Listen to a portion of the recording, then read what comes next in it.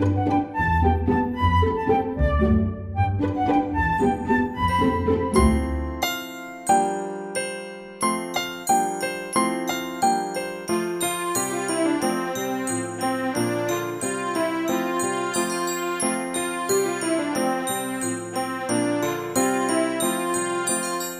do Mundo, Polo Norte, quinta-feira, 20 de dezembro de 1928. Meus queridos meninos, mais um Natal e estou um ano mais velho. E vocês também. Mesmo assim, estou me sentindo muito bem. O que acham que o pobre urso velho e querido aprontou desta vez? Não foi tão ruim quanto detonar todas as luzes. Ele só rolou do topo até o pé da escada principal na quinta-feira. Quem deixou o sabão na escada? Não fui eu. Desenhei para vocês tudo o que aconteceu. Aqui é o desenho que bonito do Papai Noel. O urso polar ficou meio bravo com o desenho. É claro, naturalmente. Como que é a risada do Papai Noel? Ho, ho, ho, ho! Ho, ho, ho! Por isso, a Lu está sorrindo, mas a parte que mostra o urso polar zangado foi cortada porque ele aborrou. Mas seja como for, achei que vocês gostariam de ver um desenho da minha casa nova por dentro para variar. Pintei nas paredes figuras de árvores, estrelas, sóis e luas. Depois disse ao urso polar: vou deixar o friso FRISO para você. E ele disse: achei que lá fora já estivesse bem frio, que não íamos precisar de freezer aqui dentro. E essas coisas que você usou, tudo arroxeado, acinzentado, azulado, esverdeado ou pálido, também já são bem frias. Eu disse: não seja bobo, faça o melhor que puder, meu velho polar querido. Ele é bobo. Você falar é bobo. Não, ele é legal, você vai ver. Bem, meus queridos, espero que gostem das coisas que eu trouxe. E não pensem que cada coisa é só para o dono da meia que foi colocada. Cuidem bem de tudo, pois são as melhores coisas que eu tinha. Carinho para o Chris, carinho para o Michael, carinho para o João. Seu afeiçoado Papai Noel. E meu carinho, Urso Polar. Olá, tolkienistas! Esse livro, As Cartas do Papai Noel, que eu acabei de ler agora para o Francisco, é muito especial para mim e para ele, né? Para o Francisco também, porque todos os anos, desde que tinha 2 anos, ele tem 5 agora, vai fazer 6 em janeiro. Faz 4 anos que eu leio para ele sempre as cartas do Papai Noel. Até que no ano passado eu fiz uma cartinha, eu quis imitar o Tolkien, só que eu não tenho uma boa letra assim de caligrafia, né? Então eu escrevi aqui uma cartinha para ele. Tchan. Bom, e aí eu queimei assim nas bordas para ter algum pequeno charme, né? E esse ano vamos ver se o Papai Noel responde o Francisco, que já escreveu uma cartinha para ele. E aí eu fiz um texto lá no site tolkienista.com falando um pouquinho sobre as cartas do Papai Noel, né? Esse livrinho tão especial que atrai muitas pessoas, até quem não conhece tanto o Tolkien assim. E é um livro que ele escreveu, na verdade, não foi um livro que ele escreveu, né? Ele escrevia cartas todos os anos para os seus filhos, desde que o primeiro filho dele, o John, tinha 3 anos, em 1920, e terminou quando a Priscila tinha 14 anos, a quarta filha dele, né? Teve o John, o Michael, o Christopher e a Priscila. Hoje só o Christopher e a Priscila estão vivos. E quando a Priscila tinha 14 anos, em 1943, ele parou de escrever, né? Foi a sua última carta, mas foi por mais de 20 anos. E ele é muito especial. 3 anos depois que ele morreu, em 1976, é que esse livro foi publicado, né? A ex-secretária dele, né, que na verdade já era esposa do Christopher Tolkien, a Bailey, ela pegou então algumas cartas, editou de alguma forma e transformou isso num livro, né? E foi publicado, então 3 anos depois da morte do Tolkien. Mas eu acho muito interessante reparar algumas coisas nesse livro, né? Primeiro, como que ele vinha, né? Os envelopes, né? Ele vinha com um envelope já com um selo próprio, como se viesse do Polo Norte, e aí o primeiro selo está escrito 2 kisses, né? 2 beijos, né? Veio do Polo Norte. Então, assim, é muito bonitinho, né? Não dá pra ver, mas talvez eu tente fazer na edição, se der tempo. Mas aqui dá pra ver, lá no site dá pra ver muito mais nitidamente, né? Que tem um selinho personalizado. Então a gente tem aqui a letra do Papai Noel, que ele fazia uma letra especial. Tenta fazer uma caligrafia você, a não ser que você seja igual o meu amigo Eduardo Boemi, você vai ver o quanto que é difícil, né? A gente não dá valor para esse tipo de coisa, mas o quanto que é difícil a gente fazer aí uma letra diferente e bonita e convincente, com uma personalidade. Então ela é tremida, porque o Papai Noel é velhinho, né? E além disso lá faz muito frio, então ele sempre reclama que ele tá muito trêmulo e tal. Então essas coisas chamam muita atenção, e teve algumas cartinhas assim que ele realmente caprichou, principalmente na carta de 1932, que se não me engano é a maior carta dele, que a caligrafia era muito bonita e muito ornamentada. Aqui tem, acho que um brasão, ou seja, né, ele também era especialista em heráldica, né?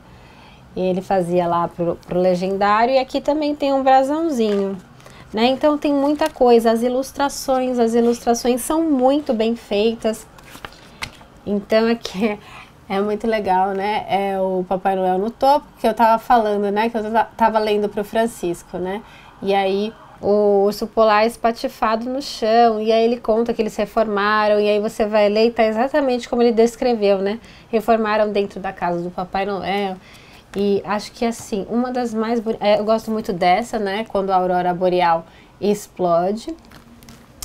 E uma coisa que é muito interessante também é como ele trata a aurora boreal, né? Muitas das coisas lá nas cartas do Papai Noel são personificadas, né? O próprio texto, né? Letters from Father Christmas, né?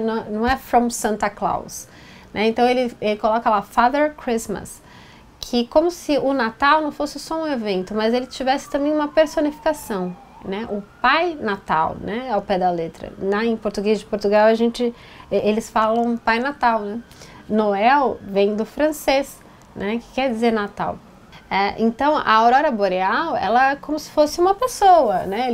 Ele chama ela de Rory Borealis Alice, né?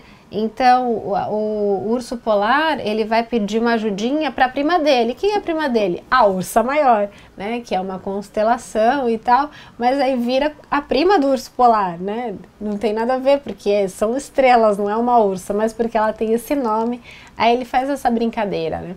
O próprio Polo Norte, né, o mastro Pole, ele se transforma não só numa região, mas ele é um mastro, né? Ele é uma coisa bem estabelecida.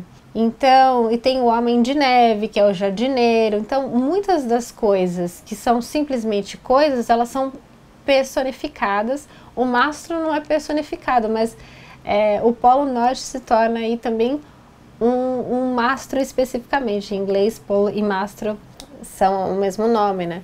Uma coisa muito interessante, né, que a gente vê aí é que existe aí um grande caldeirão das histórias, do processo de composição narrativa do Tolkien. Então, ele começa em 1920, quando ele não é um autor conhecido, e aí ele tem aí seus ensaios, está escrevendo lá sua mitologia, mais para ele mesmo, e aí ele vai crescendo, né? Aí tem a época em que ele começa a escrever o Hobbit, em 1930, e depois, quando ele publica o Hobbit, ele até diz, né? Eu pensei em dar para vocês, crianças, alguns Hobbits, mas eu acho que vocês já têm vários, né? Então, ele faz essa brincadeira em 1937, e então você vai acompanhando também a evolução dele como escritor. Ele vai fazer algumas batalhas contra os goblins, e isso vai ficando, as cartas vão ficando mais interessantes. Algumas delas vêm só com desenho, com poucas palavras, e com um desenho para compensar, às vezes o contrário. Então ele vai equilibrando. A gente vê também o ensaio de poesia dele, tem uma parte em que tem uma poesia, e aí começa o Papai Noel, daí intervém o urso polar, que sempre está contradizendo, né? Então ele faz uma coisa assim, o jogo do clown mesmo, né? O Papai Noel, o urso polar. Tem um que é mais aberto, mais palhação, e tem o outro que é mais sério, mais irônico, que seria a vez do Papai Noel, né? O Urso Polar já é mais escrachado mesmo, é um humor mais escrachado, mais bobalhão, né? E que é um humor que o Tolkien gostava muito, né? Que ele tem um humor muito simples, ele vai falar em uma das cartas dele, né? Então o Urso Polar, ele traz aquele tipo de humor que o Tolkien gosta muito e que ele diz que muitas vezes até as pessoas o criticam por isso, né? Até o Francisco falou assim, o Urso Polar é muito bobo. E também as cartas, elas não marcam só a evolução e a técnica, o experimentalismo técnico que tem ali por trás de toda a produção literária do Tolkien, mas também ela marca uma passagem histórica, né? Então, em 1925 estava em crise econômica a Inglaterra, então já começa a dar problema nos brinquedos que o Papai Noel vai distribuir, porque o Urso Polar fez isso, porque o Urso Polar fez aquilo, sempre o Papai Noel vai pôr uma culpinha no Urso Polar. E aí é uma maneira também das crianças lidarem com problemas reais, ele não esconde que existem problemas, às vezes ele fala explicitamente, essa guerra está atrapalhando tudo, né? A guerra, que aí ele está falando da Segunda Guerra, mas apesar dele não esconder que existem problemas, ele faz isso de uma maneira em que as crianças possam assimilar sem ser tão agressivo, né? Pelo imaginário. Então é muito inteligente, aí tem uma inteligência emocional por trás, não negar o problema, mas apresentá-lo de uma forma mais assimilável para as crianças. E é muito engraçado também que tem algumas partes em que o Tolkien vai falar assim, o Papai Noel, né, vai falar, o John já está crescendo, acho que ele não vai mais pendurar as meias, e dá uma impressão de que ele está falando assim, John, né, tenho mais outros filhos para dar presente, mas ao mesmo tempo ele fica tristinho quando o John... Então ele se despede do John várias vezes, né? Para conseguir desapegar do seu primeiro filho, que já não é mais criança. E aí quando chega a Priscila, que são as últimas cartas, você vê uma melancolia maior, né? E você vê o quanto para ele é doloroso, né? Ter que abandonar aí sua última criança, porque aí ela já vai se tornar uma moça.